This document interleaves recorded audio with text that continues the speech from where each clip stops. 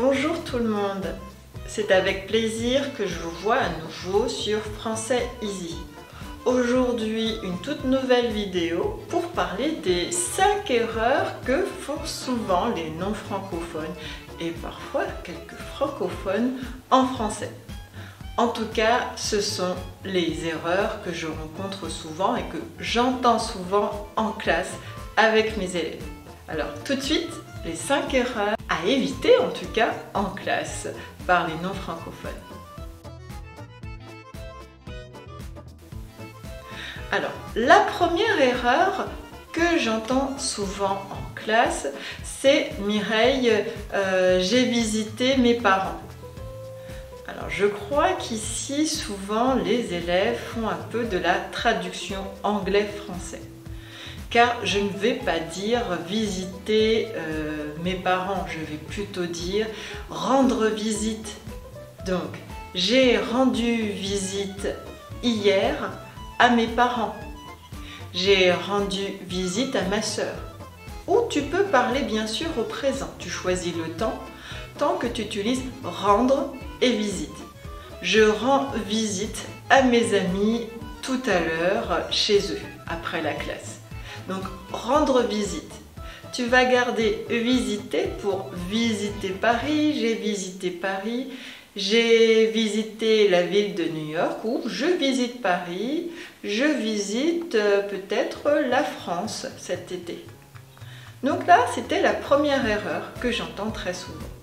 Attention à ne plus la refaire. Maintenant, la deuxième erreur que j'entends souvent, c'est je suis Corée, je suis Japon. Donc, je suis le verbe être plus le pays. Je suis Corée. Non, ça c'est faux, tu ne peux pas dire ça. Tu vas dire je suis plus la nationalité. Je suis coréenne, je suis japonaise, je suis américain par exemple. Si tu utilises le nom du pays, alors tu vas utiliser plutôt je viens de Corée Mireille.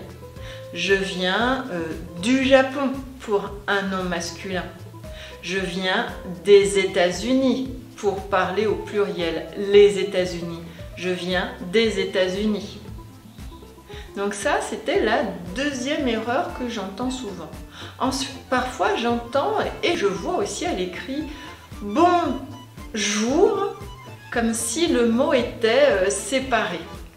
En fait, bonjour, c'est un seul mot, ça reste ensemble. C'est bonjour, B-O-N-J-O-U-R, bonjour. Et surtout, tu n'ajoutes pas de S pour parler comme les Espagnols, pour dire dias au pluriel. Ça reste au singulier. Bonjour, tout simplement. Pareil pour bonsoir. C'est pas bonsoir, bien que je peux le dire dans un autre contexte, c'est bonsoir ensemble. Bonsoir. Une autre erreur que j'entends aussi et que parfois je vois à l'écrit, c'est se rappeler de.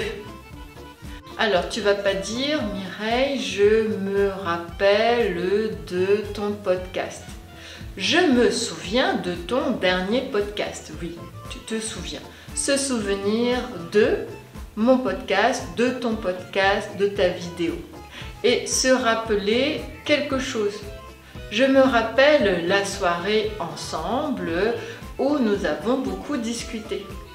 Je me rappelle les vacances chez mamie. Je me rappelle et quelque chose. Je me souviens de, je vais utiliser la préposition ici. L'autre erreur que j'entends très souvent en classe, c'est aussi, alors il y en a beaucoup, alors j'essaye de trier, c'est je vais m'introduire. Non, tu ne pourras pas dire je vais m'introduire, je vais me présenter ou je me présente.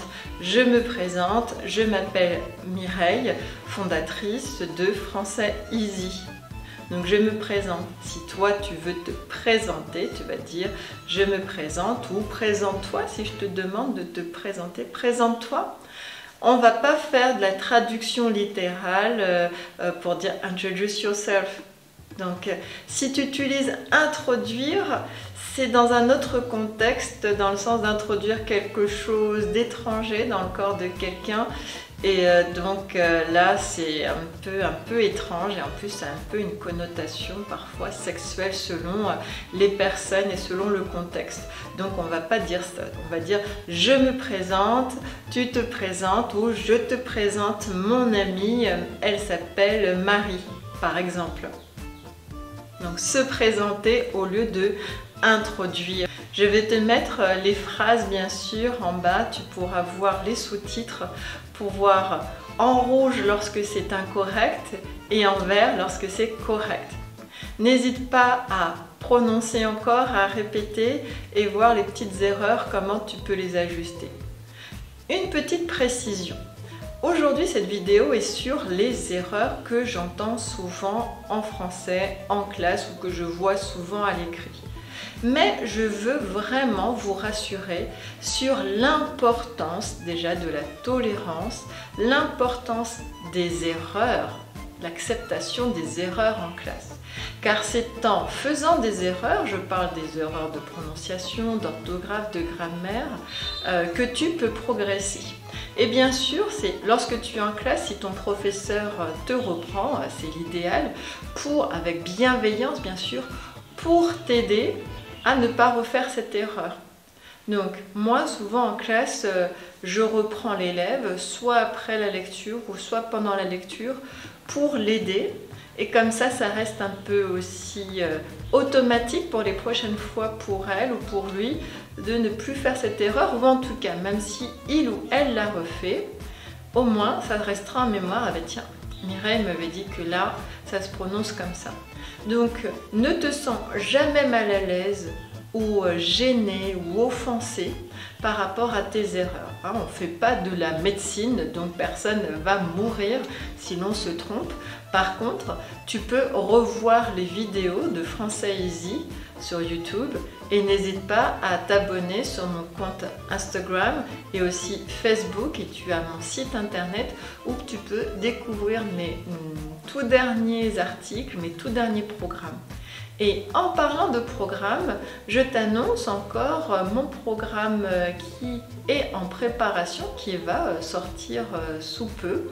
C'est Unlock Your Skill pour t'aider à progresser en termes de prononciation et aussi de français professionnel, français des affaires. Que tu sois déjà dans un travail avec des francophones ou dans un milieu non francophone, je t'encourage à regarder le programme Unlock Your Skill, regarder le menu, ce qui t'attend, et voir la vidéo d'annonce que je vais mettre prochainement sur YouTube pour que tu puisses avoir une idée de ce que je te propose. Bien sûr, il y aura de l'accompagnement, il y aura aussi beaucoup d'exercices pour que tu puisses être en contexte professionnel et savoir à tout moment quoi dire, quoi faire, les chocs ou les différences à éviter, les chocs culturels, car parfois il peut y avoir des différences. Car apprendre le français, oui, la langue c'est super, c'est génial. Mais apprendre aussi la culture et les petites choses à éviter et ce que tu peux dire dans certains contextes, ça c'est mieux. Ça t'évitera peut-être des sorties de route, des erreurs, des incompréhensions, des malentendus. Et très prochainement à la vente, tu pourras regarder le menu et puis bien sûr t'inscrire, ça sera avec plaisir que je serai là pour t'accompagner pour ton tout nouveau challenge, ton tout nouveau défi. Tu sais, j'adore les challenges, j'adore les défis. Donc pour moi, c'est toujours un plaisir de voir d'autres personnes qui sont dynamiques et motivées et surtout déterminées, car il faut être déterminé pour apprendre une nouvelle langue.